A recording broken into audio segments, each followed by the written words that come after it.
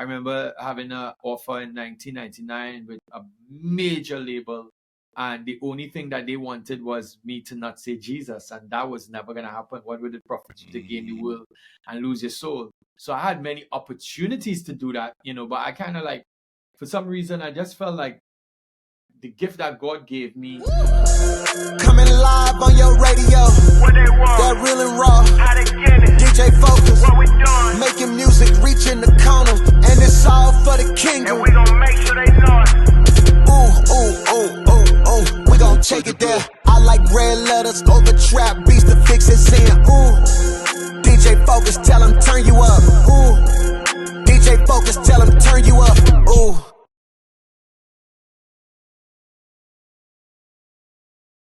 Sir, you tune back into the Fixx, your number one source of faith-infused hip-hop, R&B, and poetry. You already know the vibes. Tap back into the spiritual detox. And when I tell you, listen, 2024 was amazing for this artist. I'll be honest with you. He went viral, and listen, it changed everything. I keep telling y'all, Christian R&B is going to a whole nother level. And this gentleman I got on right now, he got a whole vibe. Yeah, he got that Caribbean little flavor to it. But not only that, it's just sonically good. We talk about music all the time on the show. We are music connoisseurs, and he is making some great music. And I believe I got a chance to see him too as well. He performed at the KCA Awards last year too as well, so I got a chance to see him in person. Listen, the one and only Sherwin Gardner. What's going on, brother? Good, I'm good. Good to be on the inside with you, man. Excited for what God is doing, you know what I mean? Man, listen, you've been excited the whole year. Let's be very clear, man. Your track went viral, and I think you up to you in the billions now. What, 1.7, 1.8? 1.8. Yeah, we just got. I just got it yesterday, so we up to 1.8. The song is actually. I have another search for the. It's the beginning of the year, and it's that type of song. So, probably within the next 2 weeks, we'll get another number. But right now, it's at 1.8. And it's trending again, you know what I mean? So to God be the glory for that, What was your first thoughts when it went viral? Like, what was that? Was it like surreal? Did you expect for it to go viral?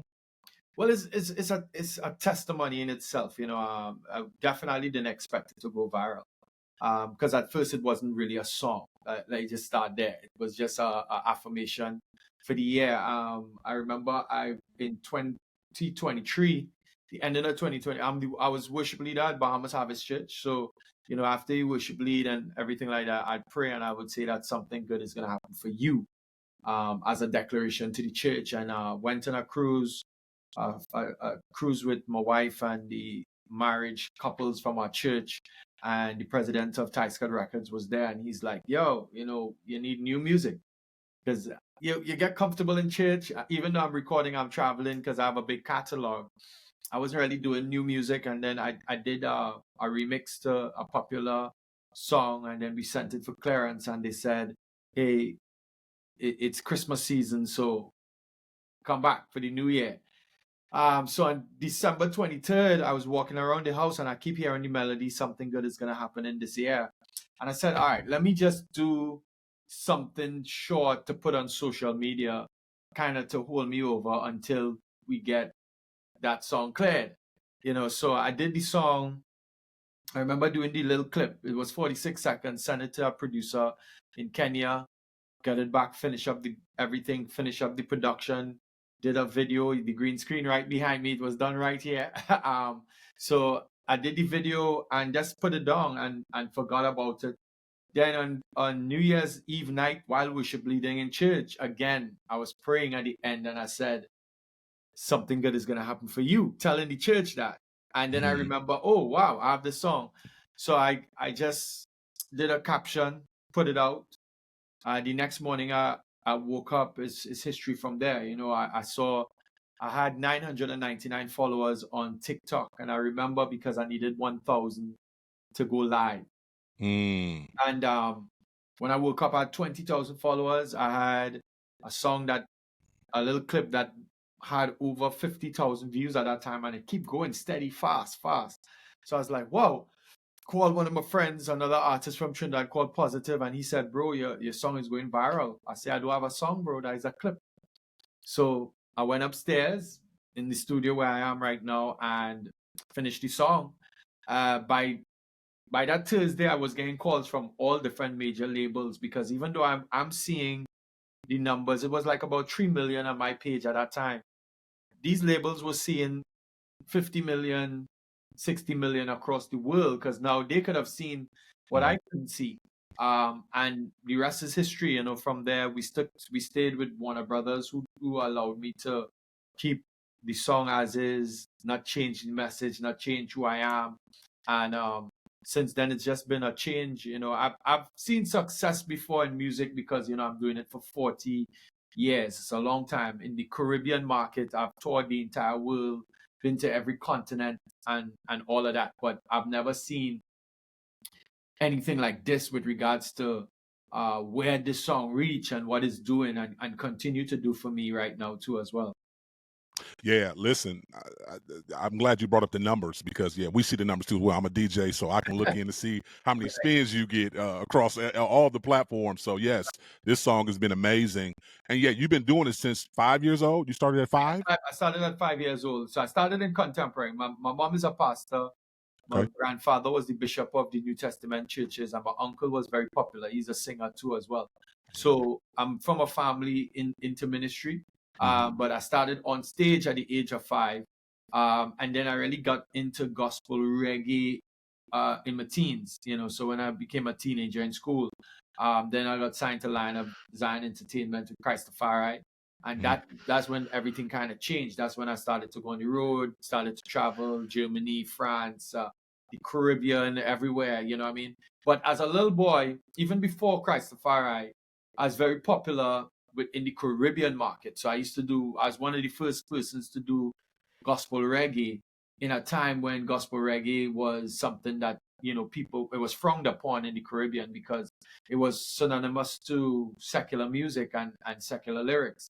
So it took us a while to fight through that and to build through that, thanks to Papa San and Chevelle Franklin. When they got saved in 1999 and the year 2000, they were now the first people who people could identify from the secular world on a big scale. And that kind of changed the face of gospel or Christian reggae and dancehall music. So it made it a little bit easier for us to get into certain places, to move into certain places. Because for me, I didn't come from the world, I come from the church. So we were just taking rhythms from the world and putting Christian lyrics on it. Now we have our own original identity and material. But it's been a transition and a journey. Yeah. Was that hard for you, knowing that you have the gift and continuing to do it for God, compared to going on mainstream and maybe just doing regular reggae? Did you have a moment where that was maybe like you were questioning, should I go over here because it's more lucrative compared to continuing to build it up? Did you ever have it? Okay. I would say mentally, sometimes it came to my mind when I was younger. I had plenty of offers, right? I remember having an offer in 1999 with a major label, and the only thing that they wanted was me to not say Jesus, and that was never going to happen. What would it profit you to gain the world and lose your soul? So I had many opportunities to do that, but I kind of for some reason, I just felt like the gift that God gave me, it started with the fact that my mom, when she was pregnant with me, she didn't even know she was pregnant. She's very sick. So the doctors told her that she had to abort the baby when they found out she was pregnant. So she said, Lord, you give life, is only you can take life. So I am a child that came from a mother who stood against doctors, you know what I mean? So for me, growing up knowing this is always like, this gift wasn't meant for just for me to use it anyhow. It had to be that God had a purpose and a plan for my life. So even though I got a lot of opportunities to do that, and it would have been much more lucrative than what I'm doing in the church, I always felt like, in God's time, everything that is needed will come to pass. You be humble and you'll be exalted. So I just kind of still wait on the Lord, and he just do his thing.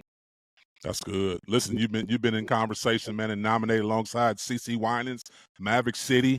Like, what does that mean to you when you see your name just being acknowledged with some of the big names in gospel music?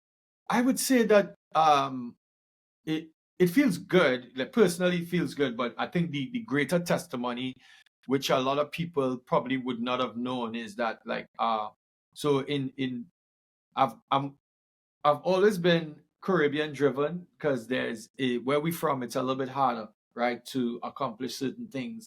It's almost like we in the back of the line, trying to get to the front of the line. And I was one of the persons who were able to kind of penetrate that wall and sing alongside. From since I was younger, I sang on stages with Kurt Franklin. I sang on stages with Dietrich.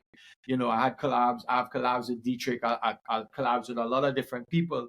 But in 2016, when I first got signed to Ty Scott Records, I had the opportunity to move back to the US. I lived in the US for some time. And I said, you know what?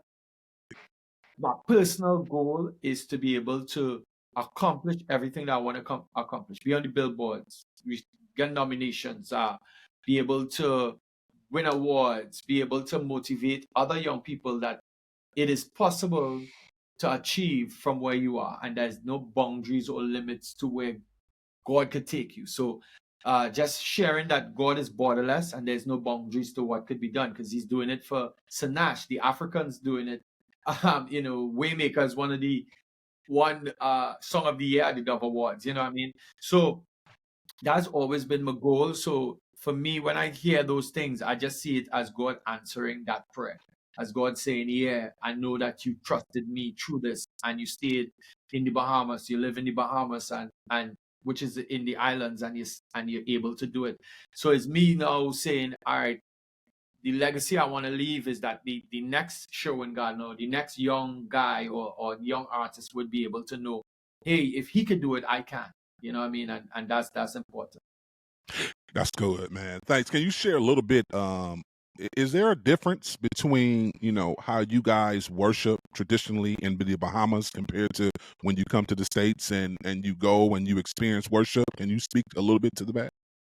It's not necessarily different. I think a lot of people probably don't know, but they soak a lot of stuff up from the US. So a lot of the songs are pretty similar, the same songs you'll probably hear. The only difference is there are times where we implement our worship, our songs into worship a little bit more.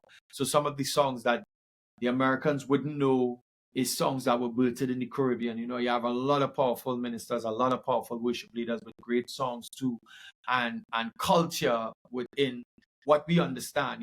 There's when you grow in a particular place, you find that it's like, I can't go to a Spanish church and just speak English without a translator and expect them to understand. You know what I mean? So it's something like that. But yeah, it's very similar. I can't say that it's far different in any way. You know what I mean? So the main thing is that we serve the same God, and that is the most important thing. Why was it so important for you to make a Spanish version of Find Me Here? I don't see a lot of artists doing that. So was that like always on your radar to make sure that your song is spread everywhere and everybody can hear it? I try my best to, because I'm very popular in those markets as well.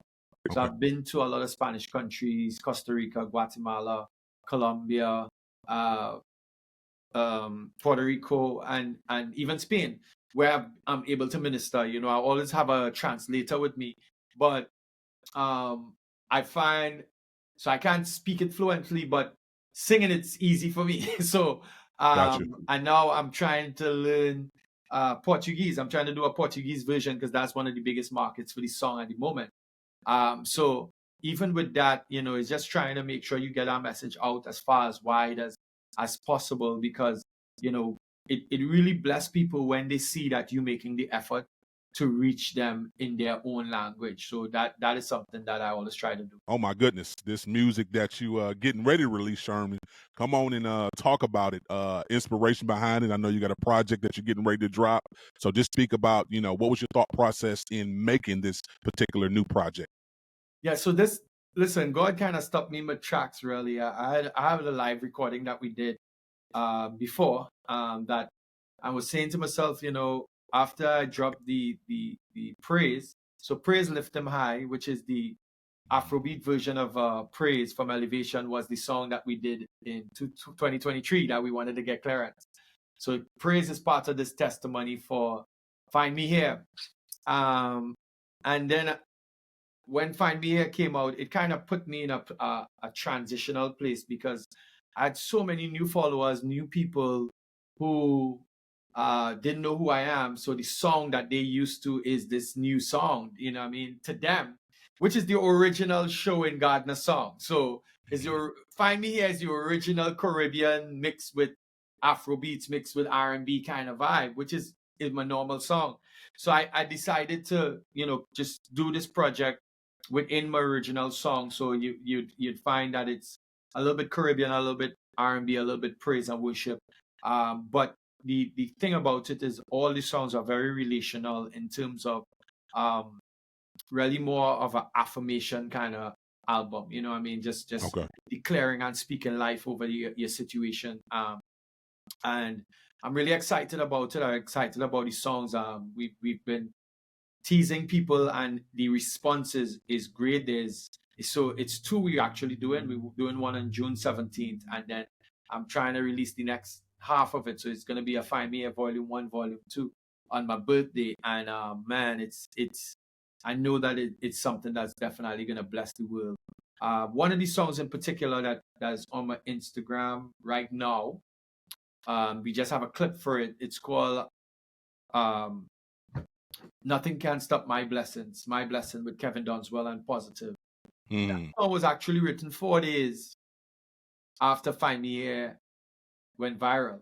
I remember crying in the bathroom. I was taking a shower and I was crying and saying, Lord, what is going on? Because I was so overwhelmed with all these labels, all these different people. And at the same time, you still have jealousy coming in from different people who saying this ain't going away, different things like that. And I just started declaring in the bathroom, nothing gonna stop my blessing. And it so happened that anthem is one of the songs that most people were looking forward to for when the album is about to drop. So I'm really excited for people to hear the entire project and hear what God has blessed me with.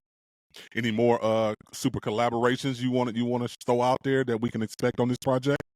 On the project itself, other than the ones that are there, no. But there are a few collaborations coming within 2025. And when I say collaborations, major collaborations, different collaborations. So I'm also excited. So it's going to be a good year, a long year. I just was speaking to my team, my band, and everybody. So we in that preparation mode because we're going to be on the road. We're going to be touring this year as well too. So just following the mandate of going therefore and preach and teach to all nations. So this is what it's about, just finding a way to connect with the people through the music and blessing people through the music. That's good. When you talk about connecting with the people, some would say the church is losing its connection with the younger generation. How do you, when you prepare your music, do you think about the youth and the young up and coming new leaders? And how does that inspire you to make music a certain way? Yes, it does. But I am not one person who is very logical. So I'm not one who writes based on what I see. I write based on relationship. So meaning, for me, it's not necessarily what people want me to write just because the youth or the church is disconnected. I believe that when you listen to God and you hear from God in terms of what you write and what you want to share, it will reach people more. You understand? So, for instance, Find Me Here wasn't written to go viral. It was written as a prayer. So the purity of it is what is blessing people. Because for me, at first I was like, Lord, this little clip viral? Like, I have so many songs. Like, why this one? And then when I start singing live and I realized what it is something for people to look forward to, that something good is going to happen. It's for people to now speak over the year, speak over the family, speak over things in the life. Then I'm like, wow, it's a good thing I listened to God and not felt like, I needed to polish it this way or move it this way or do this or do that to make it into something for people to respond or for people to jump or anything like that. But to really make music where you could hear from the throne room and God could say, hey, because even the young people, I did some school tours and did some different things, and just to see the little kids singing, something good gonna happen in this year. It's just a beautiful thing. And nothing could have prepared me for it more than understanding that, hey, the inspiration came from him and not directly from just me using logic to say, well, yeah, this is gonna work, because it never works that way. In your experience, have you ever? That was so good. I wonder, have you had any criticism come your way for making the music that you make, with you putting that Afrobeat sound, mixing the contemporary sound together compared to traditional gospel sound? Have you got any flack or criticism for that? Not recently. That would I think we kind of went through those days already in the past. You know, we That's good. really got a lot of criticism in the past. So now it's more so, the best way I could explain this to you is by your fruits, right? Mhm. In the past, sometimes it seemed very entertaining. So people was gaining message. They was much more so enjoying it. I think now we reached that point whereby even me as a minister and performer, because you have to kind of perform to get people attention. I understand how to set it up to get the message there. You know, a couple of days ago, I was in Trinidad for one of the biggest secular events called Soca Origins, from one of the top artists called Nyla Blackman, and they invited me to sing the song. And I just started to sing. This is a soca event. This is a carnival event. And I just started saying something good is going to happen in this year. The whole crowd is singing it, but I was able to say, hey, whatever you're praying for, whatever you're searching for, whatever you need, Jesus is able to do it for you. So just to be able to mention the name of Jesus in forums like these, we never really had those opportunities in the past. You understand what I'm saying? So more so, I would see that people more looking for the fruit of it more than to criticize it. You know, is this really blessing people? Is lives really being changed? You know, and so far from the places that I've been, you know, I always tell the pastors, I always tell people, because I'm an altar call kind of person, make sure that when we leave, you have a follow-up plan for the people who give their heart to the Lord. You have a follow-up plan for the people who came up for prayer. You have a follow-up plan, because we don't just want people to come up and then we leave and nothing happened. You know, take the name, take the number, try to follow up. Hey, how you doing?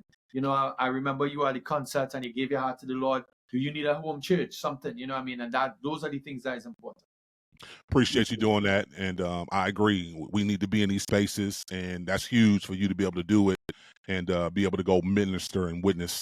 You know, the church is 50-50 on that. I may not be, you know, where you at over in the Bahamas, but I know over here, I know you said you're not really going through, you know, the critics anymore with your style, but you know, for the most part, we do hip hop, so we're still fighting this battle to get Christian hip hop, gospel rap. Some receive it, some don't. So that's why I asked that. I totally understand, and the reason I understand, because that's where we were with dancehall and reggae, gospel. You know, I mean, sometimes, and this is just my honest opinion of it. I learn sometimes that you kind of have to pop your blinders, because everybody's gonna like different things. Everybody's attracted to different things. We dress different. We go in the store to buy clothes or shoes or whatever based on what we like. And there are always going to be people who are going to dislike hip hop because of this or because of that. But there's going to be a generation who love it and could understand your lyrics and your content, and they would be blessed by it. So once you understand that, I think that I stopped, and this is one of the things I stopped doing a long time ago. When people try to start those type of arguments, I just tell them, well, if you think is pray for us. And we just keep it pushing, because you might not understand what God is saying to me or what direction he's sending me, but I need to listen to him and not to you, because at the end of the day, we are seeing the fruits, we are seeing the people, and I could tell that there's a lot of young people who love hip hop. Even in the Caribbean, what you guys doing is a big deal. You know what I mean? There's many youths. I remember going into our youth meeting, and the whole playlist before youth church start is all the KBs, the Lecrae's, everybody, D1, everybody. You understand what I'm saying? So I'm saying, well, and the youths get it, you know, because they could have chosen something else, but they get it, you know. So yeah, just keep pushing, keep doing what you're all doing, because eventually those fruits, when people start seeing life change, when people start seeing other people saying, hey, I heard this song from this person and it blessed me, then it kind of silenced the critics. Yeah, that's good. Do you think there's a form of favoritism in gospel music with certain artists getting more recognition than others? With rather it's more a politic thing compared to talent. In every genre, every aspect of everything, I would say there is that, but again, for us, all right, Caribbean people, we kind of tend to look at it from this perspective, because even in the Caribbean, we have that a lot, There's a lot of politics. If a radio station is close to somebody, they're gonna play them more. I just had a place where in life I am like, just give me a mic and I'll show up and do what God have me to do. You know what I'm saying? So I'm not big on to studying if they don't like it, or this crew rolling with that crew and stuff like that. I just always tell people, give me a mic and let me do God's work, and you just see the results from that, you know what I mean? So I'll tell anybody, is the better you are at your craft, the more you work hard at your craft, nobody or anybody could resist. Like the song Blessings Find Me. Who could stop a song from getting 1 billion views if God done make the way for it? That's real. You understand what I'm saying? It's no matter how they look at it. I see other people who try to use the formula or the same similar lyrics this year of the song, and they still haven't gotten views from it. But yet still, this is 2025, and the song still, in 2 weeks, one of the videos just had a million, it's 1.8 million views.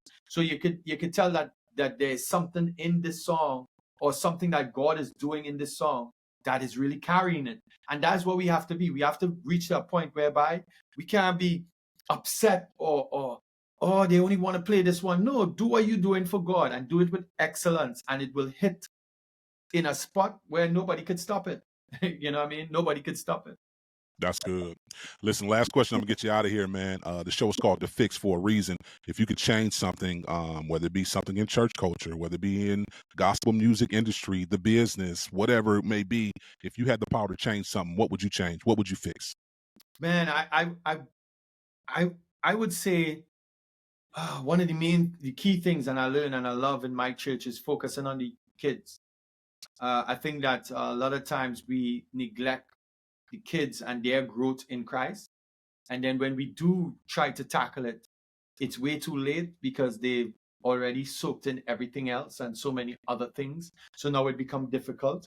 But if we could really focus on tapping in to giving those kids the knowledge of Jesus, and really guiding them, train up a child in the way he should grow, so when they're older, when they depart, if we can do that, I think that would be the main thing for me. Just getting those young ones to see Jesus, know Jesus, and rely on Jesus more. We appreciate your time, Sherwin. Come on and tell the people how to connect with you, follow you on all your social media platforms, and introduce whatever song you want us to play for you today. Yeah, so it's SherwinGardner.com, my website, and people can find me at Sherwin Gardner Music everywhere else. And right now, even if you type in "find me here," Sherwin Gardner, it's going to come up all over. You know what I mean? So, people can connect, stay up to date on what's going on. The EP drops January 17th. Look out for that. It's going to be powerful. And yeah, thank you guys for having me. Looking forward to doing greater things in the future as well. And hopefully, I know I'm going to be doing something in New York soon this year as well. All right. Sherwin Gardner. Listen, we got to go to a break. We'll be right back. Keep it locked. You tuned into The Fixx. You know The Fixx is in.